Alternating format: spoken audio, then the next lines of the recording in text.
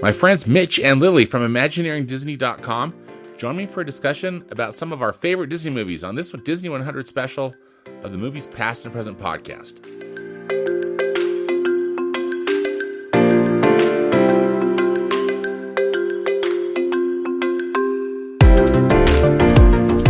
Hello and welcome to the Movies Past and Present podcast. It's November 8th, 2023, and this is episode 115. I'm your host, Stanford Clark, and I'm podcasting from the crossroads of the West in beautiful Salt Lake City, Utah. Just like my website, moviespastandpresent.com, I'll be providing recommendations, commentary, and reviews about current and classic cinema. Thanks for tuning in, and let's do this thing.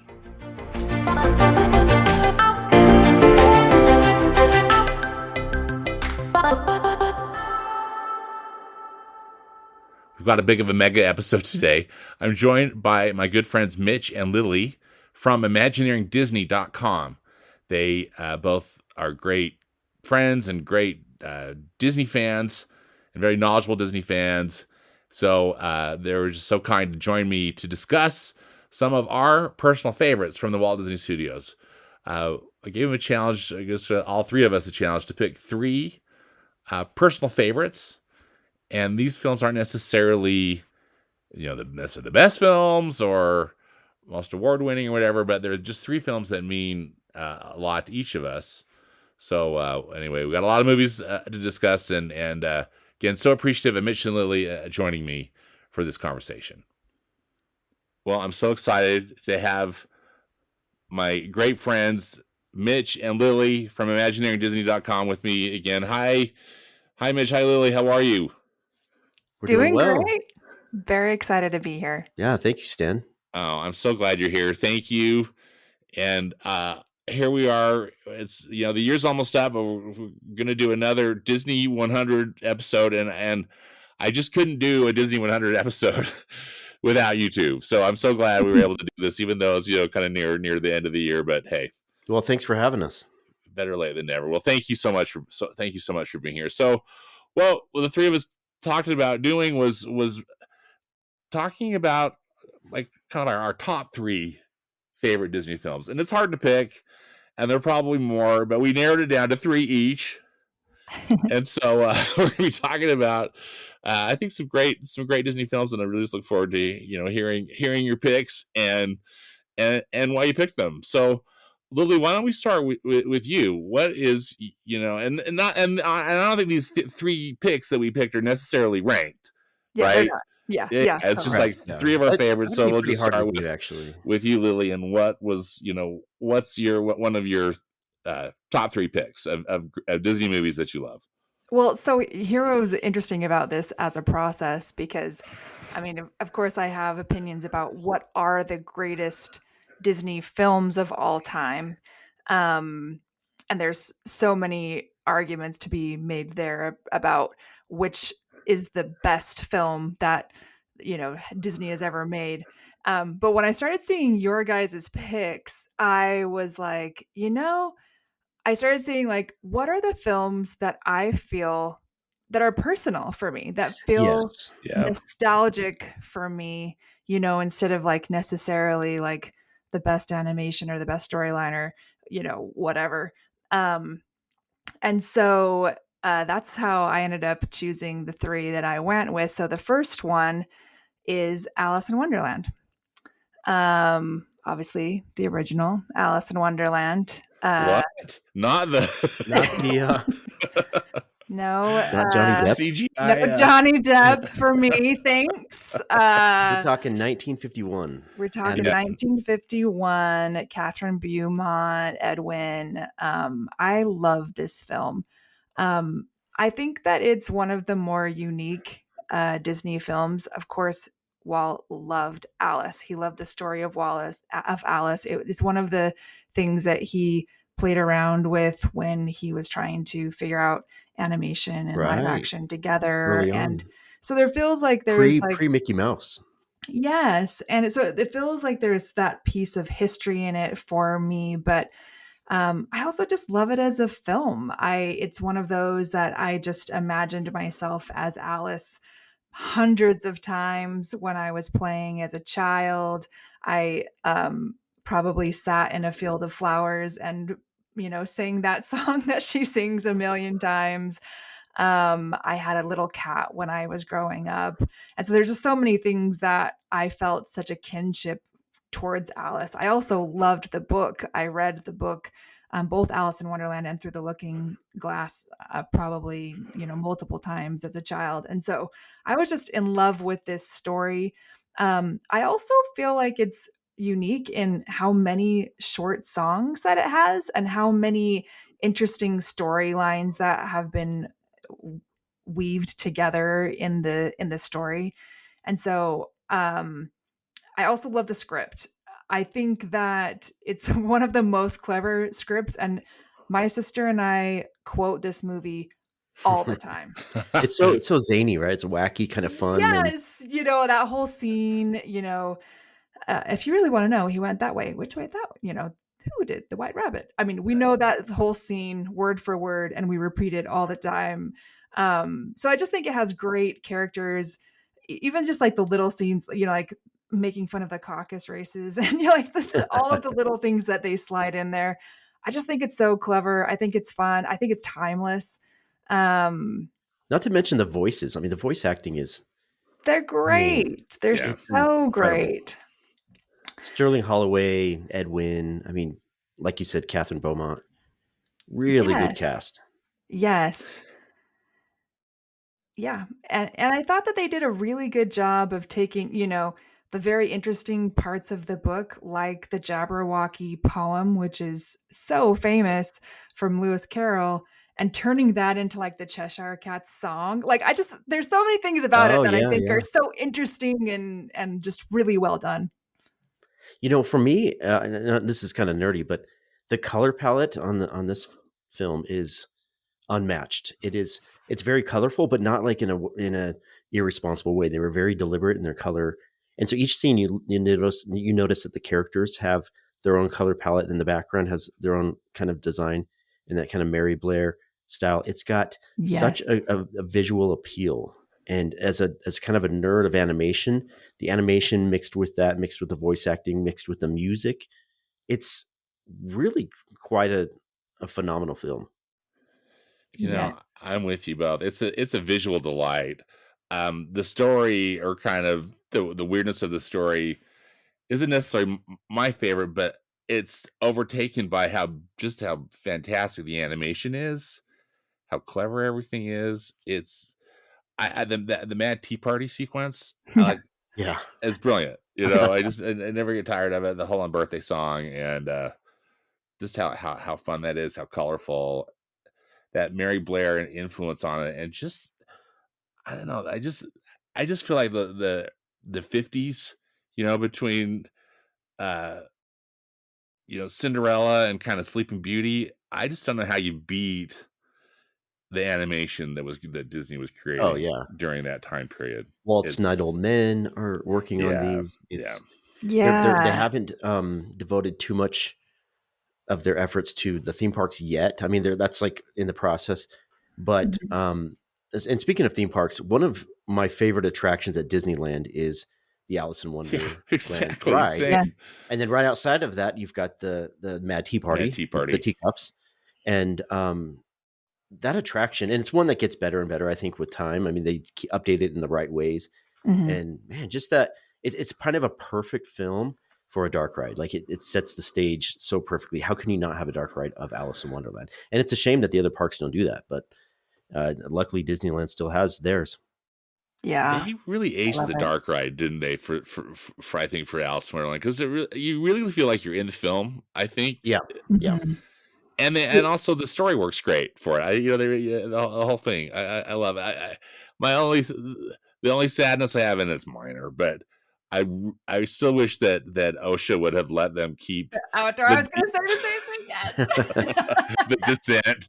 Didn't they changed it? They made it's like less noticeable. I think that the track is the same, but they like built these little barriers, all the way around it, so you don't. Or did they completely redo it? Because they built the little walls around it, which is ridiculous. Yeah, but I think that they modified. So fun. You kind of felt like you were going to go off the edge. Yeah, it was cool. Yeah. I mean, look, safety's more important. No, it's not. It's really not. Come on. They wreck a ride. A couple of people fall off and die. That's their own fault. I mean, that's right. Whatever. Yeah, come on. But you're sitting in the caterpillar, the ride vehicle. Oh, the ride vehicle. I know this is about the film and not the park. I love the caterpillar as a character. I love that whole scene. It's so great. Yeah. Who are you? I mean, it's so great. And I love how I love Alice as she just navigates this crazy world. The insanity, yeah. She's like trying to find herself and stand up for herself with this scene with this caterpillar, but she's also trying to be, a good girl and recite her poem. And, I mean, she's such a sweet, interesting character. I especially love this scene where she grows big and she has the bird's nest in her headband, and the bird is, calling her a serpent, and she's like, but I'm not a serpent. And she's like, oh yes, then what are you? And she's trying to like negotiate with this bird, and she's just like, well, I'm a little girl, but she goes along with it, right? I love her personality, and I love the design of Alice, and the fact that she just kind of goes along with the adventures. Like, she's a fish out of water, but at the same time she's like embracing it in a way that's like, it's just really charming, right? I just really like how she interacts with all the things that confront her. Yes, and I give myself very good advice. She's tried her sincerest efforts this entire movie, and then she just sings this song where she's like, well, I guess I got myself here. It's just great. I love it. Thank you. Outstanding. All right, Mitch. All right. My first film that I chose, and this goes back to my childhood, is 1957's Old Yeller. And Old Yeller, I mean, it's known for its sad ending, of course, but it's really just got a lot of heart. I loved it as a small child because it's about this family. It's a period piece. It's 1800s. It's on a farm. The father leaves at the beginning of the picture to go on a cattle drive with the other men of the area. And so left behind for a couple months are the wife, the teenage son, and then the little boy son, the son that's 5, 6 years old. And the cast is unbeatable. I mean, Tommy Kirk plays Travis. He's in all the Disney films, along with Kevin Corcoran, who plays Arliss, who's like the little boy. And then Dorothy McGuire plays the mother. Fess Parker plays the father. You see him again at the end of the film. You've got Chuck Connors, you've got Jeff York. You have all these really cool characters. You've got a lot of animals. So basically the story is, and we don't need to rehash the whole story, but you've got this family living in a remote area in Texas, 18-something. Dad's gone. And we're introduced to Old Yeller, this dog, right? This yellow-haired, floppy-eared dog who runs through their farm chasing a rabbit, who spooks all the animals, who makes a big mess, big chaos. And so immediately we know that Old Yeller is, you see a little bit of his personality, right? And so immediately Tommy Kirk, who's the teenage son, hates him, doesn't want him, wants to shoot him, wants to get him out of there, doesn't want anything to do with this dog. But the younger brother just loves this dog. And I really related to that younger brother when I was a kid. He's like catching snakes and horned toads and fish and all these different things. And then this dog comes into his life and he's just in love with Old Yeller immediately. And so Old Yeller eventually works his way into the hearts of all the family members. And then there's that tragic ending where he contracts hydrophobia, the disease that's kind of going around, something like rabies. And they know they have to, shoot him, which is super sad and super depressing. However, as a whole, the story and the film is just heartwarming. It's a classic. I really love that you picked this one, Mitch, because I remember seeing it as a child too, and I remember loving it, but then also like dreading it because it's so sad. Yeah, it's so heartbreaking when Old Yeller meets its fate. But I'm really glad you brought up the cast too, because it's a terrific cast. Tommy Kirk and Kevin Corcoran, are these kind of classic Disney actors, right? They made a bunch of films, right? And then together with Dorothy McGuire, the mother, those three are in Swiss Family Robinson together as mother and two sons, and then they have the father and the other son. But yeah, great little trio that we get in this film. Well, and also it was directed by Robert Stevenson, who directed Mary Poppins, for the studio. And, and some other the Shaggy. I think he directed the Shaggy Dog. He directed a bunch of stuff for Disney, in the 60s and 70s. Right. Ghost. I think the original Love Bug. Anyway. Really? Yeah. I mean, just it's that era where they have all these great writers, directors, producers. Disney really had just kind of this dream team of actors and cast members and crew members, and it just came together really nicely because of that. And then the book it was also based on is lends to it. One thing I wanted to mention was that Old Yeller does die. Travis does have to shoot him. He's tied up. Spoiler alert. Yeah, spoiler alert.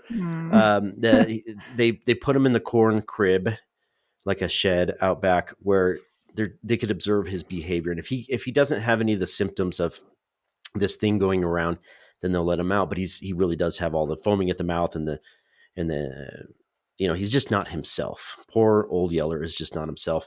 And but they do find out that Old Yeller has fathered a litter of puppies, and they get the pick of the litter, and it's like this little mini Old Yeller that's the cutest little puppy in the world, and so like his legacy does go on, it does move on, and so there is kind of a happy ending after the like really sad part, and overall it warms your heart. It's a very, very touching story.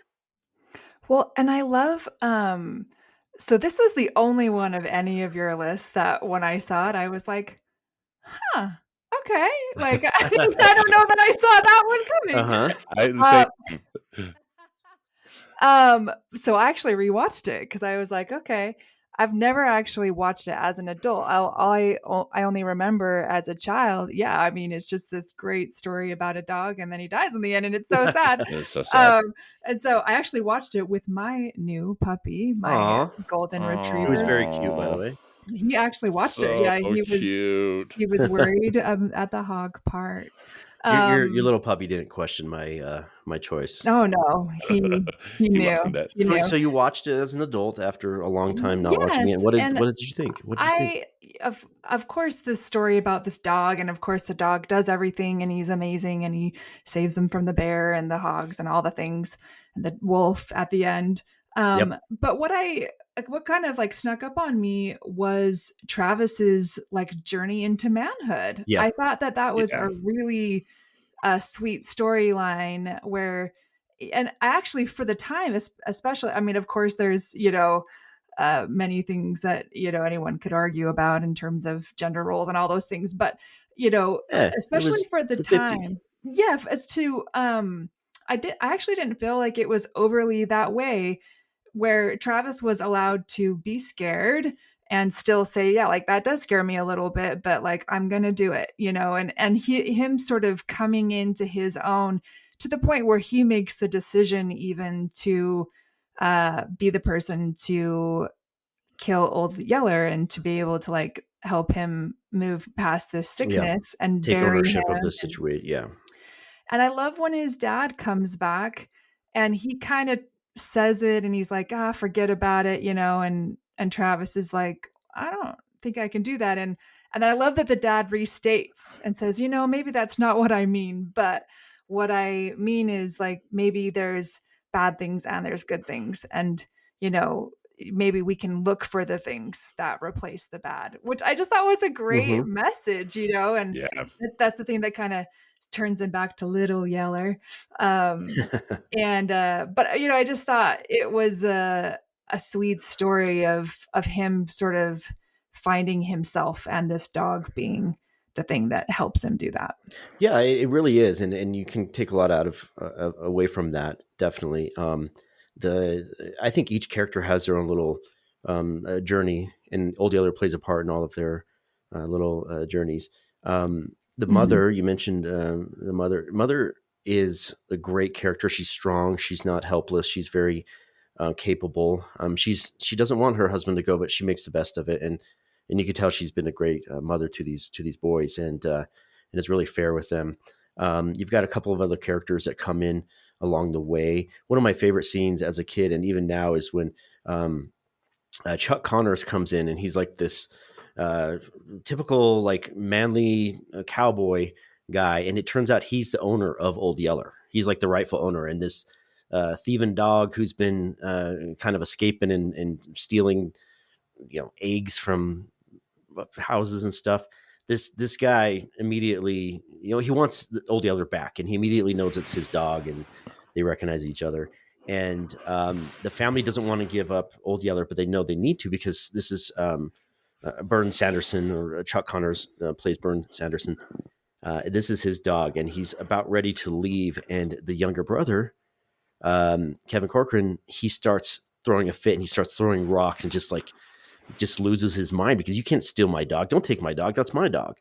And the charming interaction that they have between Chuck Connors and Kevin Corcoran is, hey, and I'm not going to quote it perfectly, but it's basically like, I see that horn toad in your pocket. I've never seen a finer one. What if we made a trade? What if we talk about trading? But hey, this isn't a fair trade, because that dog is a lot bigger than this little horn toad. And he says, "Do you think you can convince your mother to cook me a home cooked meal? I haven't had one in a long time." And little Arliss turns around and says, "Will you feed him, Mama?" And she says, "Of course I will." And so the really, yeah, Chuck Connor's character does not have. I mean, this is not in his best interest to give up this dog, but he sees that the family needs the dog. The dog is a big benefit, and he sees that emotional attachment that they have to the dog. So there are a lot of little tiny moments like that are just really charming, and just like rewatchable. It's something I could watch over and over again, and I did as a kid. That was one of our few VHS tapes back in the early '80s when VHS technology was new, and the tapes were sparse, and there weren't a lot of. We recorded this stuff off of TV half the time, and so you'd have to watch the same movie over and over again in that time period, because there wasn't anything on demand, and there weren't that many channels on TV, and so it's something that we rewatched repeatedly. In fact, all three of my films that I chose are like that. They fit that category. I don't wish to get too preachy on this, but one of the things that I actually admire about Old Yeller, I kind of feel the same way like with Bambi, in that everybody, myself included, remembers the very traumatic event that happens in the film, but it's this really this whole coming of age story arc. I think is important, and not wanting to put thoughts into Walt Disney's head, but I kind of feel like that was something that seemed like it was an important theme to him, that he'd be willing to make a film about this. And even though it presents something that's really hard, it's life, as we all can attest to. And, from our more adult perspective, but our vantage point. But anyway, that's something that I appreciated about the film as an adult that I did. And I'm so glad also, Mitch, that you brought up the puppy at the end, because that's hopeful, and also like real life, that's part of what goes on. So, and one quick thing before we go to the next movie is that a memory of mine. I grew up in Central California, and not far from where we lived, Fess Parker had his winery there. Yes, and so he lived there for like throughout my life until he passed. And my father's office was really close to where Fess Parker lived, and Fess Parker would go to this one little restaurant quite often for lunch. And so when we would go to my dad's office, like we go to work with him, he would take us to that restaurant so that we might be able to see Fess Parker, and we would often be at the table right next to him at this little restaurant, and we would always just kind of stare at him. Oh, that's the dad from Old Yeller. That's that's Davy Crockett. I love it. And so I don't know. It's meaningful to me for a lot of different reasons, but at the end of the day, it's just something I like to enjoy watching. Yeah. Yeah. I think it's a great pick, Mitch. Great film. And again, just from a great era, I think, of, Disney filmmaking too. Right. So my first pick is Beauty and the Beast, the 1991 animated film. Yes. And it's definitely at the top of my list of, films from Disney feature animation, or, Walt Disney Animation Studios that I love. And I've seen it a bazillion times, and I'll probably see it a bazillion times more. I just think it's, again, thank goodness that Disney animation got revived, right? Yeah. At that time period, and it's just I think it's just a perfect film. It's such a beautiful retelling of it. I think it's timeless. The animation's great, voice talent's great, and I never tire of it. And also, I think I happen to know somebody who's a friend of Belle. Oh yeah.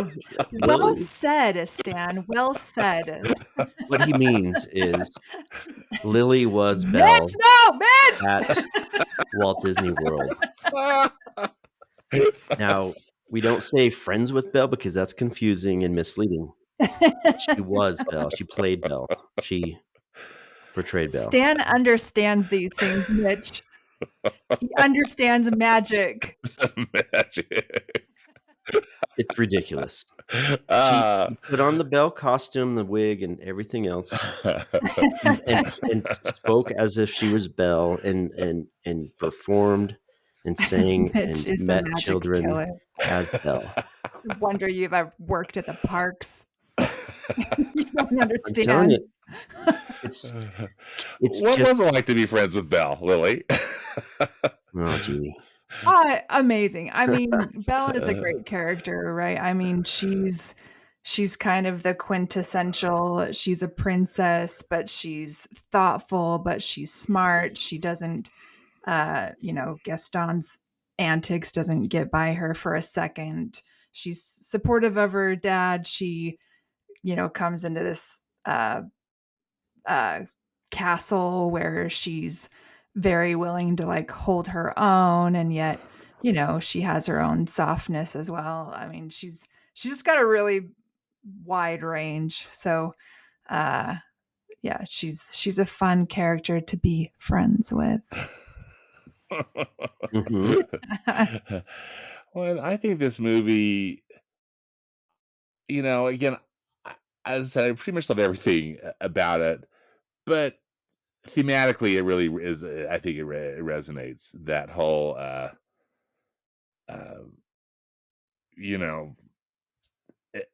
initially, or falling in love with someone, who they really are, rather than how they look, and just how ultimately how romantic and wonderful it is.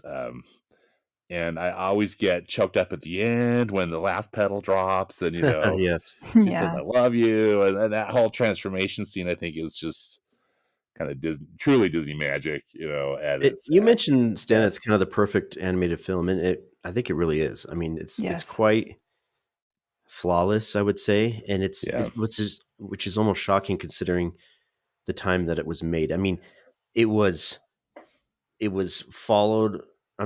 had followed a period of films that were struggling in an animation department that struggled since Walt's death, some 15 years earlier, and or more, 25 years earlier or whatever. And but they started to get the groove back. They started to make, and if you've ever seen the movie Waking Sleeping Beauty, that is great. If you like Little Mermaid, which you should, of course, and Beauty and the Beast, which you should, because they're both fantastic, and Aladdin and everything. Watch Waking Sleeping Beauty, because it's a documentary of that time period where they're making these films and they're bringing animation back, right, in this amazing way. Well, and do you remember the ballroom scene just being... Oh, yeah. I mean, that was animation like we had never seen it before. Like just the 360 feeling of, them walking into that ballroom and, the new technology and everything. It was just so cool. It was just, I remember, even as a kid seeing that and just being like, wow, this looks Well, they use a little bit of computer cool. animation, but it doesn't look like computer animation. It looks like kind of hand-drawn traditional animation, but aided by computers who can, like the chandelier and just the camera movements and everything. Yeah. Just really pretty. They also referenced Sleeping Beauty, I believe, when they did the dancing sequences. They kind of like traced some of that final sequence, right? It seems like it's some reused animation there, but in a good way and not in a bad way at all, and just a smart way. But yeah, the film had the complete package in terms of acting and visuals and animation, background design, beautiful. The music, just unreal. Yeah, a shout out to Alan Menken and to Howard Ashman. Yes. And in fact, if I'm not mistaken, Howard Ashman died just before the release of Beauty and the Beast, and it's dedicated to him. And they brought such a fresh sensibility, because that's, I think, what really made The Little Mermaid shine too, was their incredibly clever songs. Yeah, and they were this duo from Broadway or off Broadway, right? Yeah. They were brought in by Michael Eisner and others, and really kind of brought life back into the animation program, which was much needed. And it was needed. It was a really great. What do they call it? The second golden age, like the Disney Renaissance. Yeah, golden age is what I've heard. Yeah, it's like all these nicknames, I guess. Names, yeah. Yeah, and then they went through another slump after that, which is sad. But for those few years, we had some really great films. Yeah, they did. I mean, starting with The Little Mermaid. I mean, what a string, all the way. I think up through kind of Mulan or Tarzan. Yeah. But Beauty and the Beast in particular, I mean, there's a reason it was a very well-performing Broadway musical.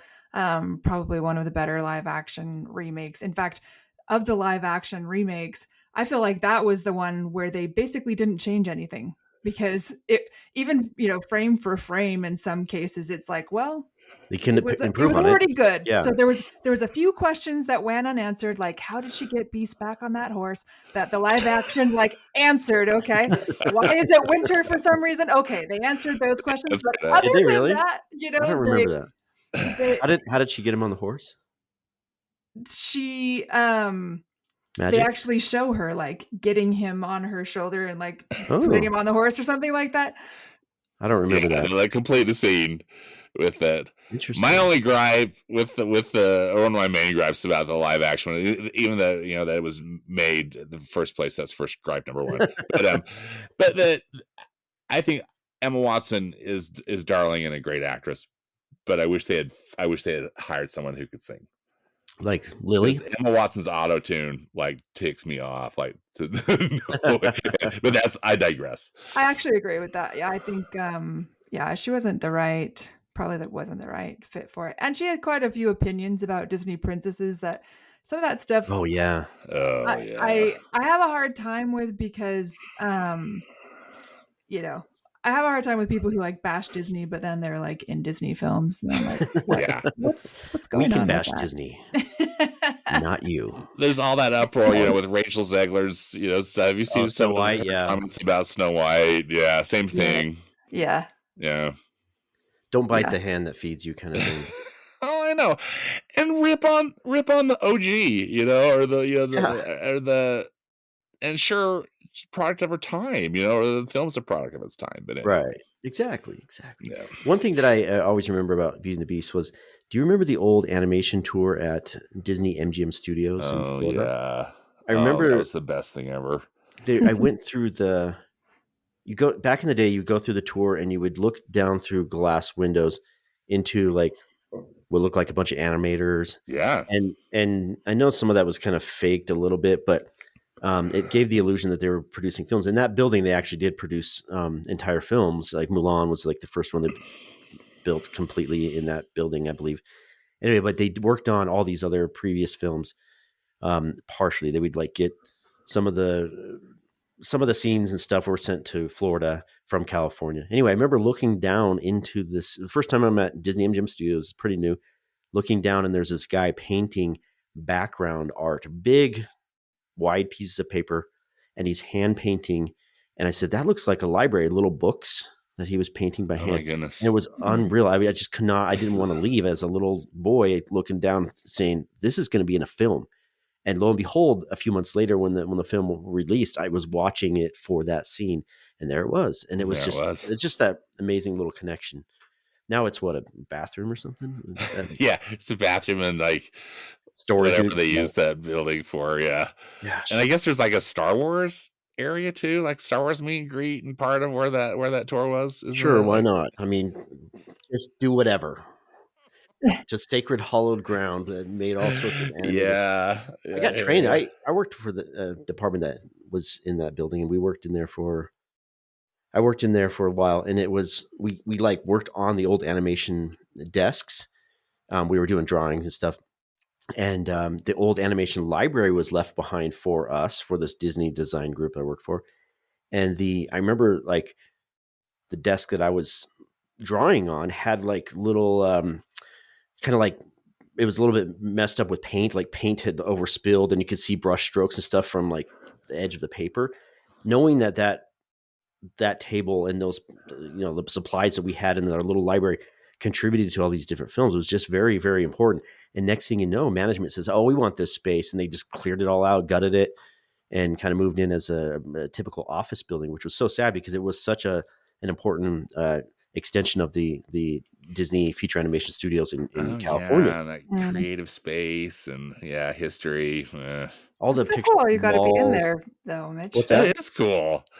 And then they had animation desks still in there. Yeah, I went on a tour of it one time, like when I first started at Disney, and then a couple years later, I applied for a job for the Disney design group that was in there, and I was very pleased and shocked to get the job. And then the training process was a few weeks in the building on that equipment, and then we had full access to that library, the animation library, reference library, where they had all the maquettes, all the little little sculptures, all this stuff that animation had left behind when they shut down the animation department a couple years earlier. But all the hallways had like the cool pictures and original artwork, and it was just really kind of the leftover animation program that was handed over to Disney Design Group, who was responsible for designing character artwork for merchandise and parks and other things similar, but they weren't doing films. Okay. What I want to know is, Mitch, was there any art from Lilo and Stitch? Was there some Stitch? Was there some Stitch stuff? There was Stitch stuff, I'm sure. Like everywhere. Not too much. That was all reserved for Tomorrowland, because why have a good Tomorrowland when you can just cover it in Stitch? Well, because I think wasn't Lilo and Stitch a film that was also mostly made there at the Florida studio? Yeah. Anyway, sorry. That's just me being a jerk. We're right there with you. All right, Lily, we are back to you. What is your next pick? Okay, my next pick is The Rocketeer. Which I also just rewatched again because I do love that movie. And even watching it recently, I am like, yes, this movie still holds up for me. It is so cheesy and is so far-fetched and all of the things. And also, I love it. I just think it's such a great movie. First of all, I love Jennifer Connelly. If I could have anyone's career, it would be hers. Top Gun. All of it, everything. Labyrinth, yes. Even the Hulk. I would even do the Hulk. You know? Oh yeah. I'm just kidding. Anyways, I think that the just the idea of this great relationship, boyfriend girlfriend. They're trying to help each other, but they also kind of don't understand each other sometimes and miss the mark sometimes, but they really do care about each other. So their story is kind of navigating through this story of this rocket and how they happen upon it and all the different groups that get involved and, the the actor and the mobsters, and I think it's great, and it's good guys against Nazis. Like, who doesn't hate Nazis? Like, they're the Right, yeah. ultimate bad guy. The end where it's this cheesy shot of him firing the rocket off in front of a American flag while he flies up to go fight the Nazis in the end. Like, I don't know, I just think that the whole thing is really great. It's an American story. It's a superhero story. It's a love story. It's a comic book story, but it's a comic book story. It's not too all the comic booky. things. Yeah. So I feel like it's pretty timeless, and I, again, kind of having grown up with that film, I imagined myself as Jennifer Connelly, and also that restaurant. I was like, dreamed about, like, someday I'm gonna open a restaurant just like that nightclub kind of, yeah. Yes, with the jazz singer and the whole thing. I just love it. So I just think it's classic. I think it's timeless. Every time someone makes one of our mutual friends just made a Rocketeer costume. Really? That they post on Facebook. Yeah, why? Cool. Who went to Pixar with us? Jason? Oh, yeah. So cool, yeah. Yes, you have to look it up on Facebook. It's very good. So, every time I see one, it just makes me happy, because I'm like, there's someone out there who loved this movie as much as me that would take the time to, like, make a costume. And it's an obscure costume because a lot of people don't even recognize what it is. But everybody who knows Rocketeer loves Rocketeer, right? Yeah. Like, if you know you're going to get, like, no response from everybody, and then all of a sudden somebody's going to recognize you and go, whoa, that is a great costume. Like that, I'm sure that's going to be his experience, right? Or it was his experience. Totally. This is such a great pick, Lily. Oh, go ahead. Sorry, Mitch. Go ahead. Go ahead, Stan. I just had a little story, but no, please. After you. So rewind to 1989, 1990. I'm in elementary school, and this article in the newspaper, my dad pulls out. He shows us, hey, they're looking for extras for a new Disney production going to be filmed in our town, and it says that they're looking for children. They'll have to miss up to 2 weeks of school to be extras in this new Disney picture. I'm sure I've told you guys this story. No, I don't know this story. And so we begged and begged and begged, and my parents said, no, we're not going to miss any school. And we went to school, and all the other kids had begged their parents, and word got around that they're going to be looking for kids to be extras. And pretty much all the kids' parents said, no way, we're not going to let you miss school at all. But a couple of the kids at school, their parents did let them do it. Turns out it was the Rocketeer being filmed 1.9 miles away from our elementary school. No! Oh, wow. Amazing! So, I've never told you this? No, you never have. I know the story, Mitch. So I looked on the map before, in preparation for this episode. I was like, how close were we to it was the Santa Maria, California airport. They filmed the majority of the movie. And was that like his home airport, that home base? Yeah, where they do the air show and everything? Yeah. Yeah, and a lot of that set work is still there, and it's turned into a museum, like his shop, where he's like, where they find the jetpack and everything. That's all still there, and they've turned it into a museum. I have not been to the museum, but I'd love to go back. I haven't lived there in a while. I know, right? And so some of the kids we can see in the air show audience, like in the bleachers and stuff, kind of waving flags and stuff, and wearing the old timey clothes. But you won't see me, sadly. And did you recognize anybody in it, Mitch? Yeah, there were like kids like from our school and school district that were in it. Not. And when I brought it up to my parents, like not too long ago, they had zero sympathy. Like, oh wow, kind of miss school. I'm like, come on, what would I have remembered from those 2 weeks of school? But I could have like a part in this film. Timeless, yes, yeah, absolutely. Right? Now the only like kind of okay thing that happened out of all this, it's very heartbreaking still, of course, but I'm emotionally damaged. However, I do remember when they were filming all the cool old airplanes for specifically the air show. They would fly over our school, like the playground. It was close enough that they were circling around our neighborhood multiple times for multiple days. So we would stand there and look up and see these cool old planes. But we couldn't, we didn't get on set or anything. And then one last thing, some people, some friends of ours that lived kind of the next neighborhood over, and who we spent a lot of time with, they told us that there's a scene where they're like driving fast through these trees, like a forest that was right next to their house. There's a small patch of a bunch of eucalyptus trees between this family's house and the airport, and it's not very big. And they said, yeah, that little thing that we'd go play around in and run around in, that's where they filmed a couple of different scenes. So we got to see and hear a lot of like kind of secondhand experiences of the film, but never any firsthand experiences, sadly, because it is a great film. It's a wonderful film, and that's my memory of it. Yeah, that is the best story. That's amazing. It is amazing.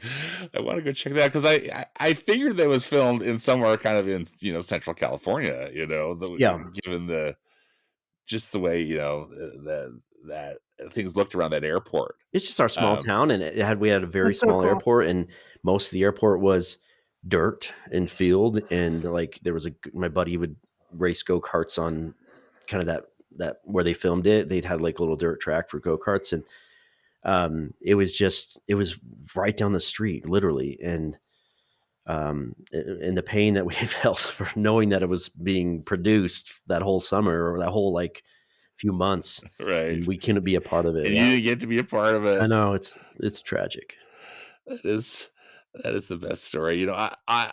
This was such a great pick, Lily. There's so much stuff I love about this movie, pretty much like everything. Directed by Joe Johnson. Joe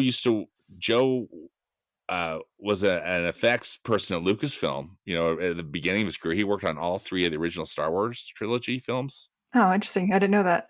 And then he directed a bunch of cool stuff like Honey, I Shrunk the Kids, and Jumanji. Yeah. And Jurassic Park 3, but I don't want to bring that up because that was horrible. but Captain America, the very first one, Captain America, the first Avenger. Yeah. Anyway, but I digress. But I just think he has this great sensibility, about like vintage stuff, because you really feel like you're in that time period. I think that it's so effective. Yeah. Howard Hughes and all that. Yeah. The music's so great in it. Howard Hughes is. Yeah. Howard Hughes is a character. Ed Wynn is or W.C. Fields, I mean. Yes. It's just so cool how they interweave like these actual people, to this fictional story. And I mean, in the art direction, so that costume, I mean, what's cooler than that helmet, and that leather jacket that he's got. The design of the rocket pack, the jet pack. Yes. Oh, the whole costume is amazing. Well, and I adore the poster. A really cool movie poster. Yes, they made for it. It doesn't get enough credit, the film, at all. It's a great pick, Lily. Great pick. Really, really a cool film. Yeah. I recently rewatched it too, and I just kind of fell in love with it all over again. I also love how they filmed it at that Frank Lloyd Wright designed home in Los Angeles, that Anna's house that's got all that. Love that that's house. Where Timothy Dalton's character lives. With all those cool concrete bricks. Yes. Yeah, very cool.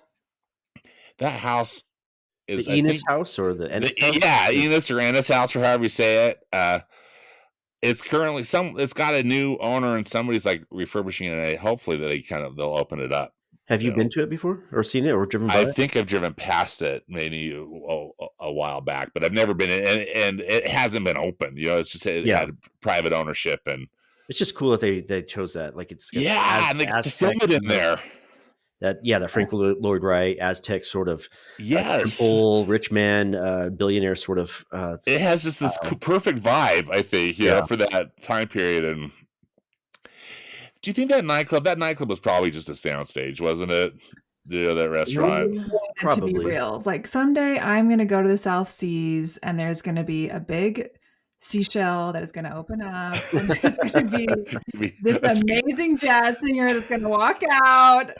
And who played we got to rebuild it. The South Seas singer. Yes, Melora Hardin. Yeah, Melora Hardin, who we know from most recently The Office. The Office, but Jan. she was a child actor in the North Avenue Irregulars. That Disney pick. She was in that. Yeah, Huh. I think she was one of Ed Herman's character's kids. She was also in the Little House on the Prairie when she was. Oh, that's right. That is so interesting. I did not know that. Then you've got what's his name? The guy that plays Howard Hughes. He's on Lost. All right. Major character on Lost. What's his name? Yes. That character. That's good. Overall, it just has a lot of really great actors that played great parts, and it's just a great movie that so many people don't appreciate or even know about. And if they do take the time to watch it, I think everybody would like it if they just sat down and paid attention to it. Yeah, it's definitely one to check out. It's on Disney Plus. Totally worth it. Well, and also shout out to Alan Arkin, who plays Peavy. Yeah, the sidekick to Cliff / the Rocketeer, Billy Campbell's character. Alan Arkin recently died, and that was a loss. Right. In fact, tonight, as we're recording this, they're doing a tribute to him on Turner Classic Movies. Although they didn't pick the Rocketeer as one of the films, like rude. Oh, come on. Well, here's another fun fact, since we're full of fun facts today. I actually met Paul Sorvino. No way, you did. He's the mobster. Really? Yes. He just died a few months ago, right? Like last year? Seems like he recently died too. When did you meet him and where? I met him when I worked at Walt Disney World, when I was friends with Mary Poppins. Oh, when you played Mary Poppins? You were friends with everybody. He came to a restaurant that Mary Poppins was also visiting, and came and took pictures with his family. And he which restaurant? In the castle. Oh, in the royal table, or yes, the royal table that's like on the top of Cinderella's castle. He was there with his daughter and granddaughter, and Mira, and I took a picture with Mira and her daughter, and he was like, I know Julie Andrews. What? You said that? That's awesome. No way. That's fantastic. Yeah. Oh, man. There you go. There's a little fun fact. I love it. He didn't want a picture with Mary Poppins, just for the record. He did or did not? He did not. He did not? No. Your friend, Mary Poppins, was probably disappointed. I bet she was sad about that. She's cool. Paul can do whatever he wants to do. For those of you confused by Lily's description of that encounter, it was Lily that played Mary Poppins who met Paul Sorvino. It wasn't Lily's friend. There was no friend involved. Lily was there. You make it sound like you were not even there, but you were the person that was there meeting this other person.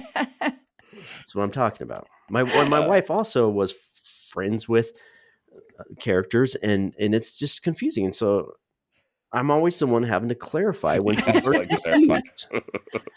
Friend with, bring us all to Earth. You have to destroy all the magic. It's fine. Uh-huh. Mitch, it was John Locke is the character from Lost. John Locke, yeah. Yeah, that it's Terry O'Quinn. Quinn, yeah. Oh, man. Terry O'Quinn played, who was Howard Hughes in The Rocketeer. Yeah, awesome.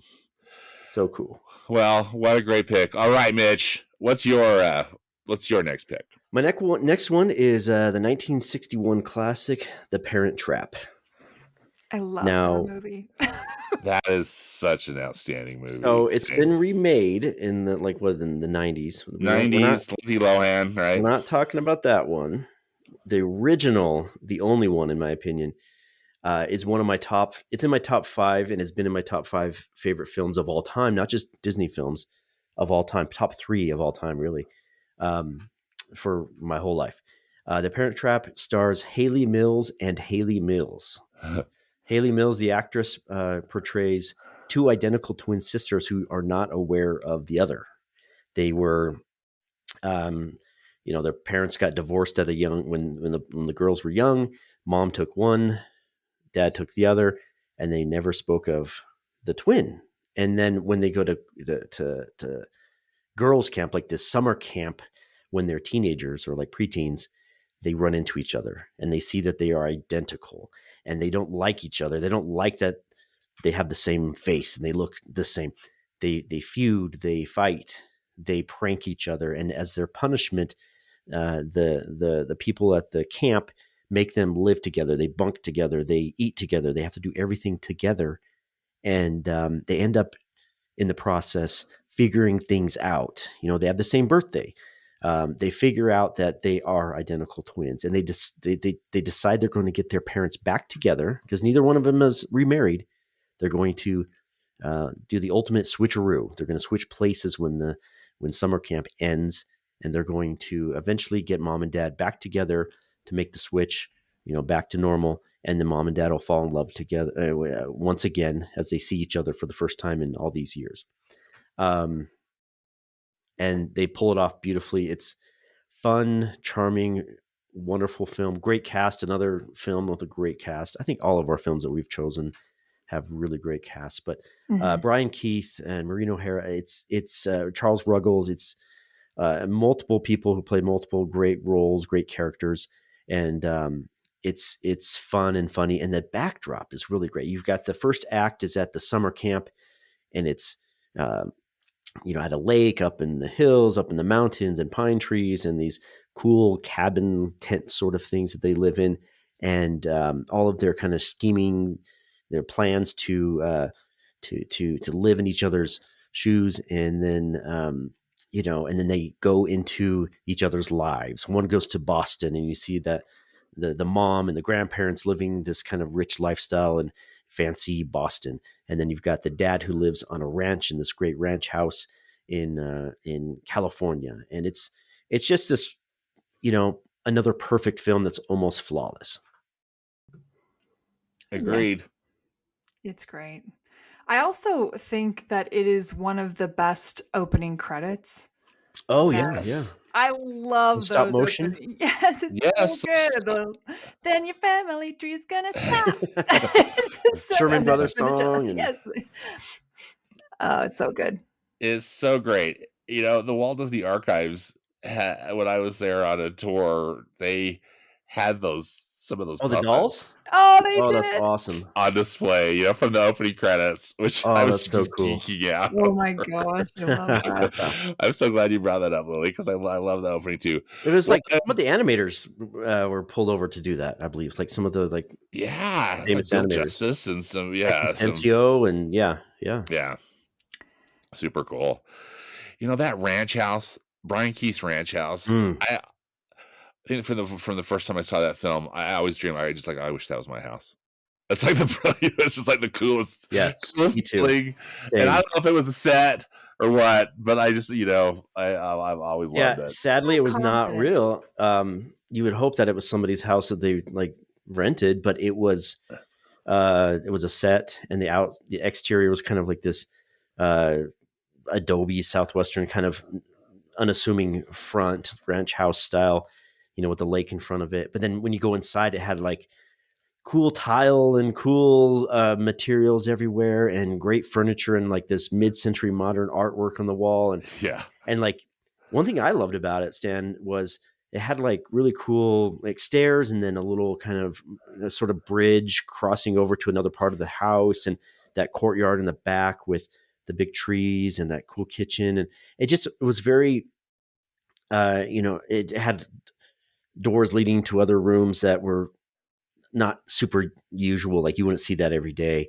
And the color scheme, everything was really, really just California 1950s mid-century with kind of Spanish influence, but masculine. They even make reference to it, it's a little masculine, right? You could use a woman's touch because Brian Keith, that's his home. It's been his home for a long time. He's just this manly man who likes to camp and ride horses and stuff. So, what Mitch is not telling you is that he actually has taken screenshots of every inch of that house, and it has figured out how he would recreate it someday. So I feel confident that at some point that house will in fact be built as an actual house, and Mitch will be living in it. Mitch, I hope you'll have me over for dinner because I want to hang out. You're welcome to come over anytime you want. I love my Brian Keith's house. That we all love that house. It was tricky though to kind of like figure out how it all laid out, because you'd see like the dad's bathroom, and which is really cool too, and like the girls' room, and the like bridge outside that was like open air, like but covered, and then connect to the patio and the piano and all. I mean, it's like just so many cool things. If you haven't seen the film, go watch and just pause it when they take you around the house. It's fantastic. It's unparalleled, really, and it's not like fancy, which isn't my taste, and I think that's why Stan, you and I really are drawn to it, because it's just something that you'd want to live in. It's not not a museum. Exactly. It's very nice, but it's not. It's comfortable, right? You'd want to spend your time there. Yeah. And say as the theme continues, the actors are so great. I love Maureen O'Hara so much. Yeah. And I love her in just so many things, and she's just absolutely fantastic in this film. And when she like busts out singing, she's like la di dum dee. You're their song from when they dated, yeah. And when she finally decides to, kind of not be so conservative or frumpy, and then she just, I mean, that green dress is such a knockout that she wear anyway. She's fantastic. Charles Ruggles, who plays the father, who's brilliant. Yes, he's like, I commend you, right? I don't know what he says. Something like, it's courageous of you to, wear the old style, like, it's a woman of your age, coming into maturity or whatever he says, and he's like, oh, that's terrible, and he winks at Haley Mills, like, I got in her head. She's gonna go look, put on like great character, a better hairdo or something. But yeah, I mean, if you watch one thing I like this for every film, but like when there are special bonus features for a film, kind of behind the scenes, it's always fun to watch. This film is no exception, and it is something you're going to want to see if you haven't seen before. They show how they do the twins. They show how they do. That's mostly the focus of the kind of the behind the scenes mini documentary that they do, like on the DVD bonus features. They show how they use, like Walt had all these really cool ways of mixing in different techniques, so you don't get used to the same technique. Like on Mary Poppins, we had that discussion on a previous episode, but like the effects in Mary Poppins, you can't just always have, like something hanging from a wire, because then it becomes obvious. You got to change it immediately to another sort of effect. And they did that with here. They had a body double. So Haley Mills had a body double, a girl named Susan Henning, who was almost identical to Haley Mills in height and build and facial structure and everything. You could tell they're not the same, they're not sisters, but for most of the shots, you're going to see in camera both of the actresses. Sadly, Susan Henning got no credit for it, because they wanted to give credit to, they didn't want to like spoil the illusion, so they gave it to Haley Mills for both parts. But Susan Henning and Haley Mills would switch parts every time they wanted to film one of the girls. And so when you see the side view of one of the girls, or the back of her head, or something where her face is a little obscured, it's generally going to be Susan Henning. And you will see in some parts where they're kind of fighting, or they're rolling around, or there are some shots where you can actually see Susan Henning's face, and you can tell it's not Haley Mills. However, it's done so well and so convincingly that the average viewer is not going to notice any of that stuff. And of course, they did the split screen where they covered up half of the camera, and they would film Haley Mills on one side, and incidentally, they would put Susan Henning in the other part, so they could play off of each other. They could talk to each other, and then they would switch places.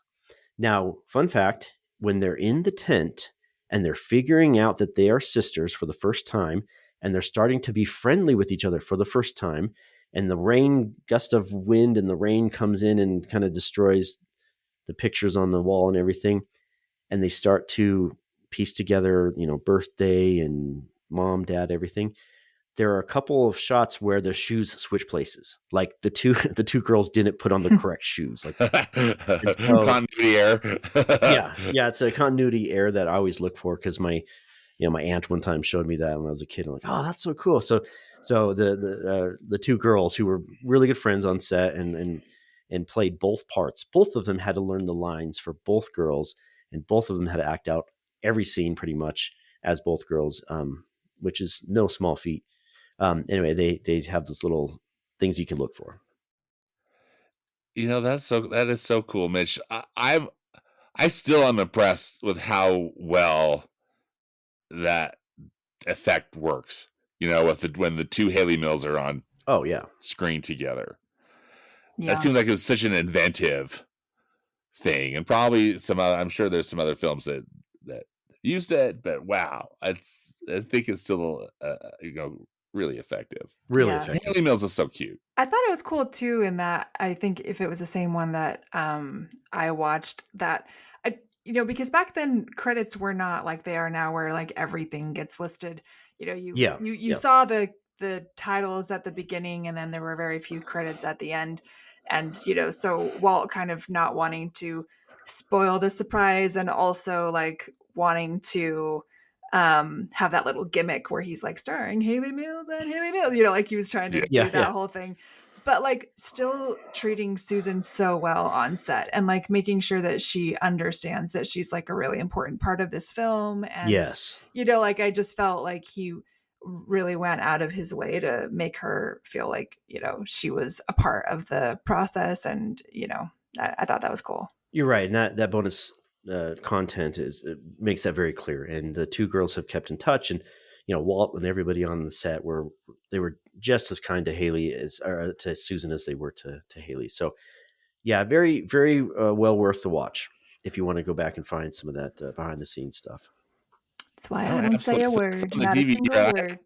Oh, go ahead. Sorry, Lily. I was just quoting what was the verbena, the I don't say a word, not a single word. None of mine, never mind. It's none of my business.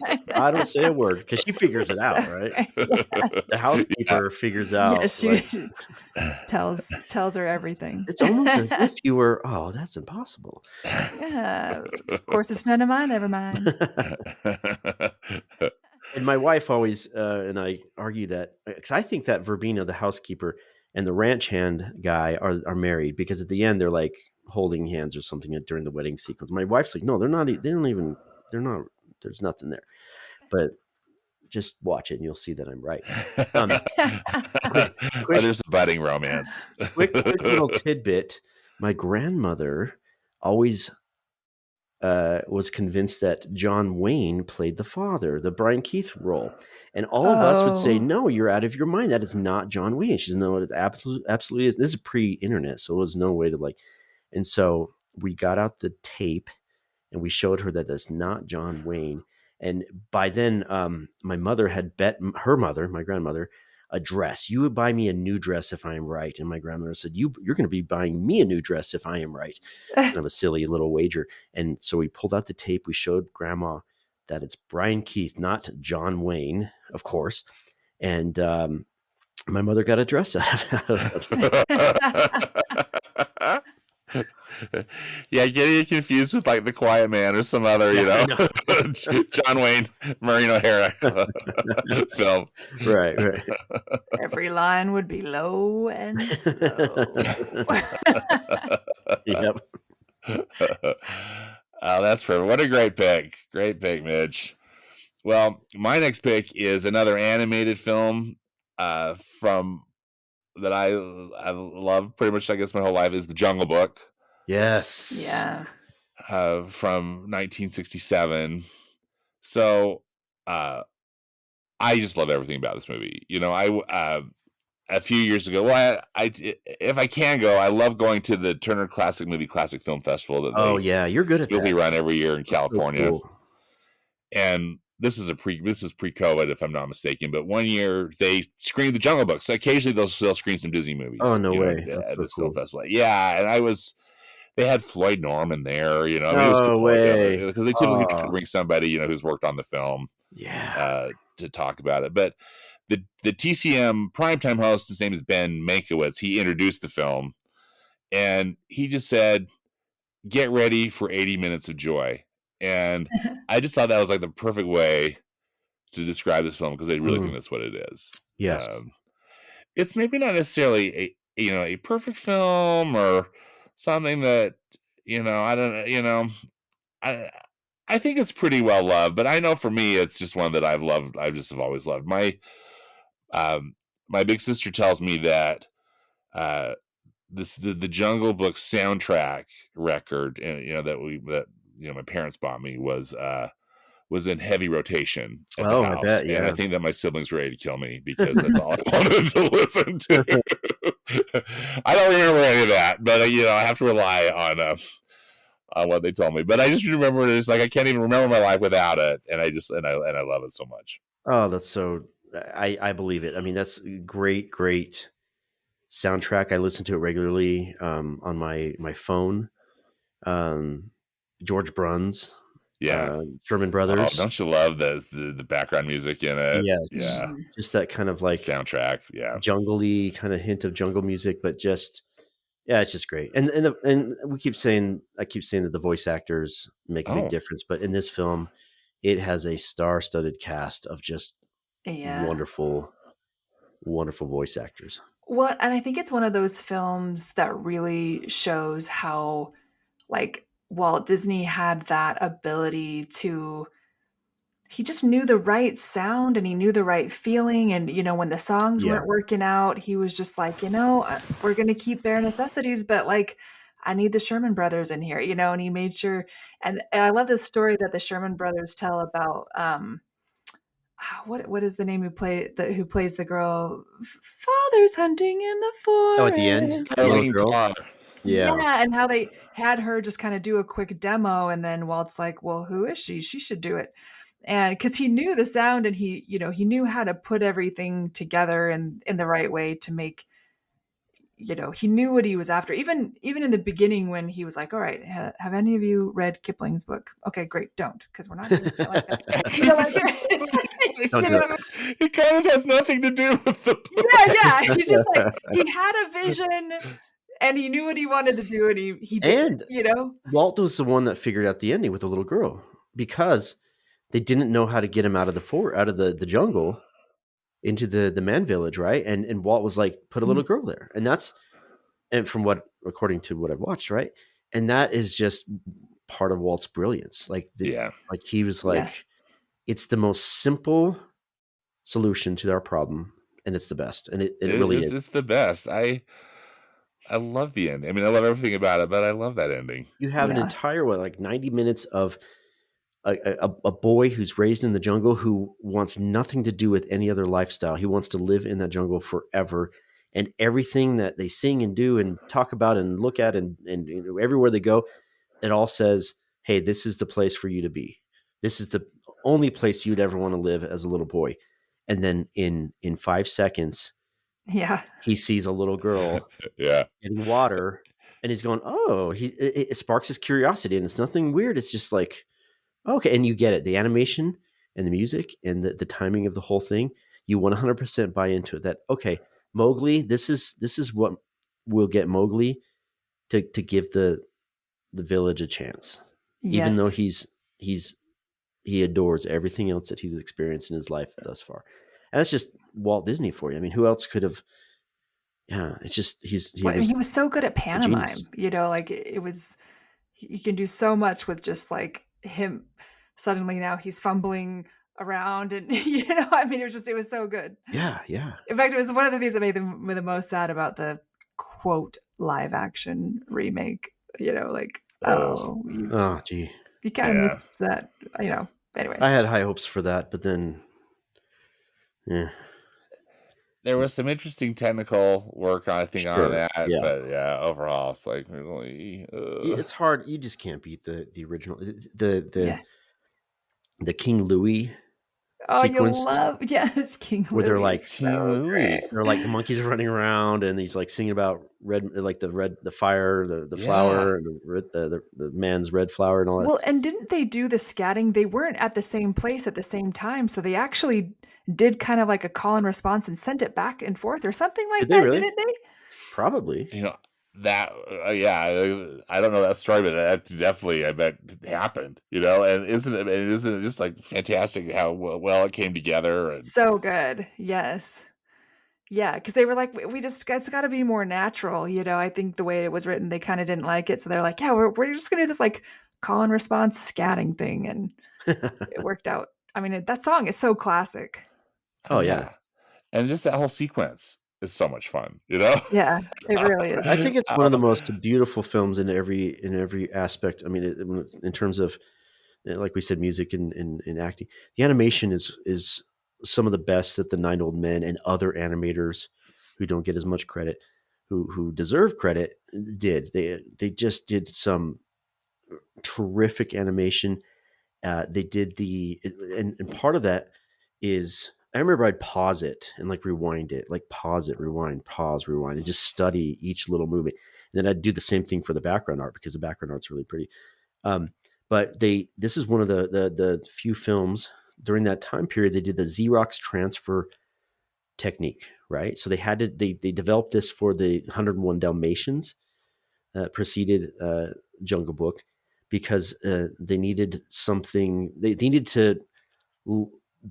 needed a way to kind of like be more efficient in their animation, because previous to Dalmatians, you would have the animator sketch on paper with pencil. You'd have the ink and paint ladies that worked in the ink and paint department put the clear sheet over the top of the clear animation cell, trace the line work with ink or paint, turn that over, and then put the color in. That was a very laborious process.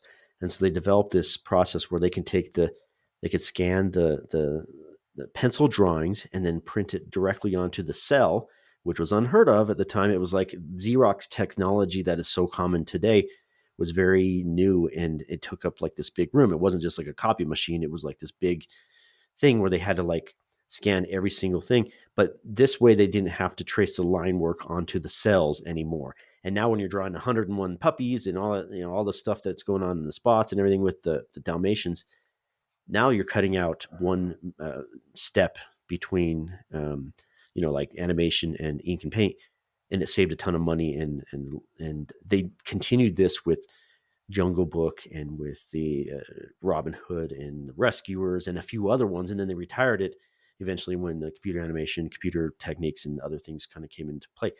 But the point I'm making with all that is, you watch the Jungle Book and you can see the actual animators' sketches, which is not typical in, you're seeing a fine, clean line normally. That's a tracing of the animators' pencil sketches that are rougher. You're going to see little construction lines and little kind of like sketchy stuff. You'll see different animators have different amount of sketchiness in their style of drawing, and all of that comes through in the Jungle Book in a beautiful way. And I really like the style. I'm a big fan of the style. Not everybody is, but I really love the style of I love it too. Yeah, I know that not everybody appreciates or enjoys it, but I love it, and I love it through that whole time period too. I particularly love it in the Rescuers. Yeah. I think that's so effective. And one of the sad, I guess, that's maybe melancholy, or I'm not sure what the right word is, bittersweet, is that it's the last film that Walt Disney really was personally involved. Last animated film that Walt Disney was personally involved with. Yeah. Which I didn't quite know until I was an adult, right? I didn't know it. That didn't register at all to me when I was a little kid listening to that record over and over. But yeah, so sad. But it's got his him touch throughout. He was focused on other things at the time, so he was, but he was still devoted to the animation. Of course, that's kind of his bread and butter, and you can tell in the film that it was him.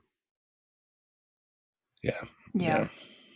And who doesn't love the Beatles? The vultures. The Beatles vultures. Those are so good. We're your friends. Yeah. Friend to the bitter end. Yeah, it's so great. So good. Yeah. Buzzy, Flaps, Ziggy, and Dizzy. That's right. I don't know that by memory. I looked it up, but it's just great little with the Beatles hair. I mean, everything about it is just. Yeah, it's such a fun movie. Truly, 80 plus minutes of pure joy. Yes. Yeah. All right, so we are back to Lily for your final pick of our discussion here. Third Lily, and share with us final. what you picked. Okay, well, I knew that we had decided when we were trying to narrow down what would be included and what wouldn't be included. We decided that we would include Pixar. Yes, for sure. And so I knew I had to have a Pixar in here, and there's several Pixar films that I really appreciate for very specific reasons. But I rewatched Soul, which I loved the first time that I saw it, and I had some things just like stirring in me, and I was like, I feel like Soul is the thing that really like speaks to this. And I rewatched it, and I'm just like, this film is just it really like the point that they were making with this film was like meant for me. Like it went deep in there, and it just so it just really this idea of I love the moment when he ends up finally getting the gig with the band, and he finally ends up playing. Yes. And he walks out with Dorothy Williams, and he says, I'm not sure that like this felt the way that I thought, or I'm not really sure anymore, and I'm not really sure what I want. And in the end, when he sees that the little helicopter leaf, I don't know what those are actually called, but that's what we called them when we were kids. Yep. The little helicopter leaf, and he just picks it up and he realizes like life is about nothing more than life. And I think that the moment that he gets that second chance at his life, and she says, what are you going to do with it? And he says, I don't know, but all I know is like I'm going to live it. And I just was like, yes, like that's it. And I just didn't think it speaks to like everyone who was like, I should have been this, I should have been that. Like we all have this plan B that we all thought our life was supposed to be, but like the reality is like you get one life and this is it. And that's plan A. I don't know. It's an amazing point. It's well stated. I mean, let's talk about the cast. I mean, it's incredible. Yeah. Jamie Foxx, right? Jamie Foxx, Tina Fey. Oh yeah, Tina Fey. Is it Angela Bassett? Yes. Who plays Dorothy? Yes. David Diggs, who plays. Oh yeah. He's the barber, right? Oh, the barbershop is my favorite. I love that whole. He's Joe's like neighborhood frenemy or whatever. Yeah, I mean, it's just it's Pete Docter. I mean, just what's not to like, and it's funny. I was talking about this with my sister, and she was like, I mean, it's a good film, but most Pixar films are like you love it as an adult, and the kids love it. And she's like, my kids just they liked it, but they don't really want to watch it again. And I was like, okay, I could see that. Maybe it wasn't as strong of a kids movie, but my kids like it. Do they? Yeah. Oh, that's great. It's not like their top Pixar film, but they watch it. They like it. They love it. Yeah. Yeah. I thought it was, I just felt like the music, it is very quirky, like the way that they sort of have like psychological interpretations, and the way they like show him going through his memories, and all of those. And actually I love that moment when 22 says, when he says like, oh, these are all like sad memories, like what, who chose these, and she's like, well, you did, like these are your memories. And just sort of realizing like those moments that we thought were like our break moments in our lives, and that really life was just life. And then we fall into a manhole. Open hole in the street. Yeah, and kind of get a wake-up call. Even in the weird part where they're like in the black sand, and 22 is turning into like a big black blob. But but like even that, I loved the sort of the symbolism there of just like letting those things sort of shroud you and letting that voice in your head just like overtake you. Like it's definitely an abstract, even everyone Even the being animation's Jerry, and abstract, like all of it. It's weird. I get it. But I felt like they took a risk, and it was a risk that worked for me. I really liked it. Now, both of you are very, very talented musically. I mean, in many other ways as well. But both Stan and Lily are professional musician, singers, etc. And so I'd imagine that that theme of this like aspiring, very talented musician resonated with you both. I would assume, right? Yeah. Yeah. Yeah, I'll let yeah, and thanks for the kind words, Mitch. I mean, yeah, there was something that really resonated, about the music. And I was sorry, I was wrong. Is it Questlove who plays the barber? Oh, David Diggs plays kind of like his frenemy. Yes. Anyway, my bad. But so sorry. I just want to cry that. But just as a as Lily was saying, the the whole part where he figures out, what really what life's so important. That's interesting because I don't necessarily have that experience musically, but I could understand how he could. I mean, there's this thing that like, oh, that's his whole goal, but really, life is maybe something else other than what he was just solely, the music he was solely focusing on. Yeah. Well, and the part where they're finding their quote spark. Yes. And he's like, well, yeah, my music is my spark. Like it's my passion. And I think it's Jerry that says, oh, you guys and your passion.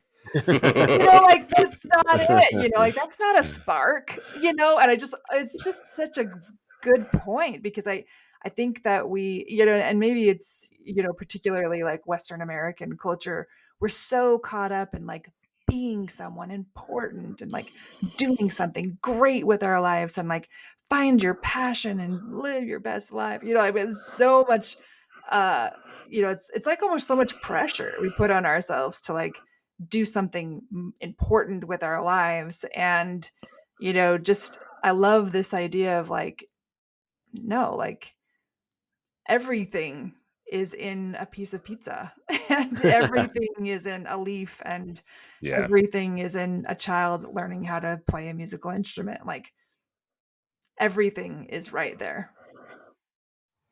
Yeah, I thought they approached those themes without being too sappy or too. Disney can they really kind of pioneered a certain romantic approach to dreams and goals and accomplishments and everything. They did it so well a long time ago, and then they went through this period in recent decades that they kind of made it. I don't know. It's not my favorite when they get too sappy and too weird and fake, and all you have to do is and everything will get better, and like all your dreams will come true. All you have to do is believe.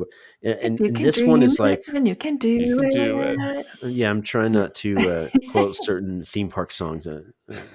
Terrible. Right. Yes, we can. Yes, we can.